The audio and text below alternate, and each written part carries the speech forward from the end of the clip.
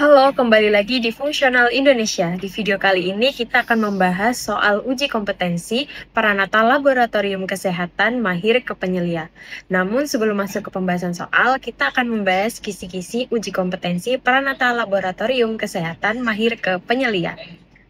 Baik, kita akan membahas kisi-kisi soal uji kompetensi Pranata Laboratorium Kesehatan Mahir Kepenyelia.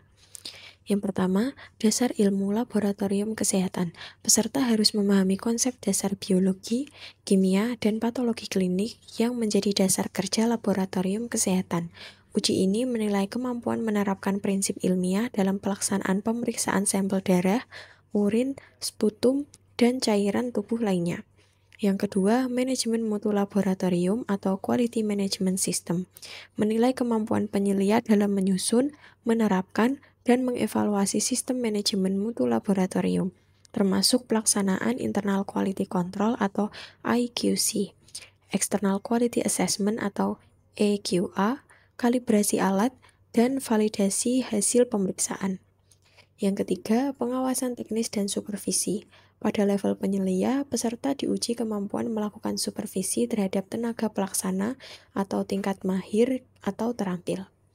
Ini mencakup pembagian tugas, monitoring hasil kerja, evaluasi kerja teknis, dan pembimbingan pelatihan di laboratorium.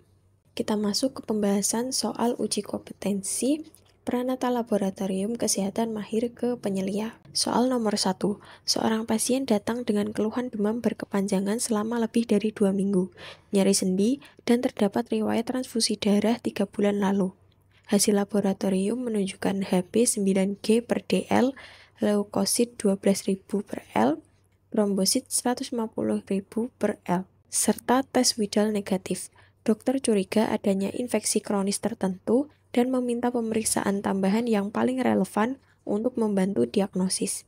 Dalam konteks ini, sebagai Pranata Laboratorium Kesehatan tingkat penyelia, pemeriksaan yang paling tepat dilakukan untuk mendukung diagnosis adalah A. Pemeriksaan CRP kuantitatif untuk menilai inflamasi akut. B. Pemeriksaan LED atau laju endap darah untuk indikasi inflamasi kronis. C. Pemeriksaan kultur darah dengan media khusus untuk salmonella. D. Pemeriksaan apusan darah tepi untuk morfologi sel darah. E. Pemeriksaan uji serologi denggi NS1 antigen. Jawaban yang benar B. Pemeriksaan LED atau laju endap darah untuk indikasi inflamasi kronis. Pembahasan kasus ini mengarah pada kemungkinan penyakit kronis atau misal TB autoimun, di mana LED lebih merefleksikan proses inflamasi kronis dibanding CRP yang cenderung akut. Soal 2. Sebuah laboratorium klinik menargetkan waktu tunggu hasil atau TAT. Pemeriksaan hematologi tidak lebih dari 45 menit. Namun, audit internal menunjukkan 35% pemeriksaan terlambat keluar hasilnya. Penyelia menemukan bahwa hambatan terjadi karena beberapa teknisi mengerjakan pekerjaan di luar kompetensinya, sehingga terjadi kesalahan berulang, dan staf senior terlalu sibuk memperbaiki kesalahan tersebut. Tindakan supervisi teknis yang paling efektif untuk memperbaiki masalah ini adalah A. Menambah jumlah staf untuk mengurangi beban kerja. B. Membuat jadwal rotasi kerja tanpa mempertimbangkan keahlian spesifik. C. Memberikan pelatihan ulang dan pembagian tugas sesuai kompetensi. D. Mengurangi jumlah pemeriksaan yang diterima laboratorium. E. Mengubah metode pemeriksaan dari manual ke otomatis. Jawaban yang benar C. Memberikan pelatihan ulang dan pembagian tugas sesuai kompetensi. Pembahasan supervisi yang efektif harus memastikan pembagian tugas sesuai kompetensi, dan jika ditemukan gap kemampuan, dilakukan pelatihan ulang agar mutu terjaga. Soal 3. Seorang pasien rawat inap diminta pemeriksaan gas darah arteri. Perawat mengambil darah dari arteri radialis, tetapi spesimen dibawa ke laboratorium 25 menit kemudian tanpa pendinginan. Hasil menunjukkan PO2 rendah, PCO2 tinggi, dan pH asam. Sebagai penyelia, evaluasi harus mempertimbangkan bahwa keterlambatan ini dapat mempengaruhi hasil. Faktor yang paling mungkin menyebabkan perubahan ini adalah A. Perubahan metabolisme sel darah yang berlanjut setelah pengambilan. B. Kebocoran gas dari Shrinye ketika tidak tertutup rapat. C. Kesalahan kalibrasi alat analisa gas darah. D. Adanya hemolisis pada sampel. E. Kontaminasi dengan udara luar saat pengambilan. Jawaban yang benar adalah A. Perubahan metabolisme sel darah yang berlanjut setelah pengambilan. Pembahasan, sel darah tetap melakukan metabolisme setelah pengambilan, menyebabkan peningkatan CO2 dan penurunan pH jika tidak segera dianalisis atau disimpan dingin. Soal 4. Laboratorium mikrobiologi menerima banyak sampel untuk uji resistensi bakteri. Beberapa teknisi belum mahir dan dalam metode disk difusi, sehingga hasil antar teknisi tidak konsisten. Penyelia perlu mengambil langkah cepat untuk menjaga mutu hasil. Langkah manajemen yang paling tepat adalah A. Mengatur rotasi teknisi agar semua mencoba metode ini. B. Mengurangi jumlah sampel yang diterima.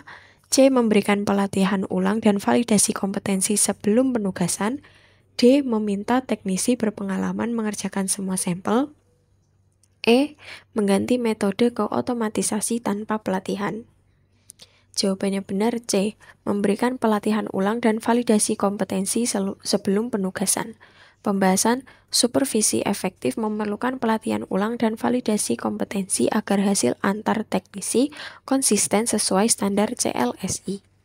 Jika teman-teman ingin mendapatkan paket soal uji kompetensi peranata laboratorium kesehatan mahir ke penyelia, kalian bisa langsung menuju website functional.id, kemudian masuk sistem CAT. Setelah itu, login menggunakan email dan password yang sudah didaftarkan sebelumnya. Kemudian setelah masuk ke dashboard fungsional ID, kalian bisa langsung menuju menu paket pembelian. Kemudian cari paket di sini.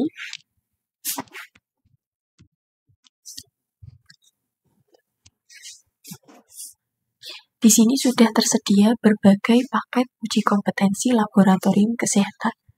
Di sini sudah tersedia paket uji kompetensi peranata laboratorium kesehatan mahir penyelia. Kemudian klik ambil sekarang. Setelah itu bisa memilih metode pembayaran yang diinginkan. Di sini kita menggunakan kris. Setelah itu klik bayar sekarang. Kemudian akan muncul QR Code yang dapat di-scan untuk pembayaran soal uji kompetensi peranata laboratorium kesehatan mahir ke penyelia. Itulah beberapa pembahasan soal uji kompetensi peranata laboratorium kesehatan mahir ke penyelia. Jika teman-teman ingin mengerjakan soal berbasis CBT berstandar nasional, kalian bisa langsung mengunjungi website functional.id. Di sana, kalian bisa mengerjakan ratusan soal kapanpun dan dimanapun. Terima kasih.